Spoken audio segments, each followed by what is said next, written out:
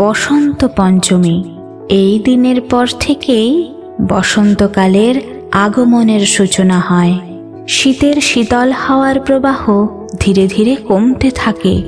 মাঘ মাসের শুক্লপক্ষের পঞ্চমী তিথিকে বলে বসন্ত পঞ্চমী। এই দিন বিভিন্ন স্থানে জ্ঞানের দেবী সরস্বতীর পূজা করা হয়। 2026 সালে এই মাঘ মাসের শুক্লপক্ষের পঞ্চমী তিথির শুরু 23শে জানুয়ারি রাত 2:28 আর এই তিথির সমাপ্তি 24শে জানুয়ারি রাত 1:46। আবার বাংলা পঞ্জিকা অনুসারে 1432 সালে 8ই মাঘ রাত্রি 1:39 থেকে 9ই মাঘ রাত্রি 12:28 পর্যন্ত এই মাঘ মাসের শুক্লপক্ষের পঞ্চমী তিথি থাকবে।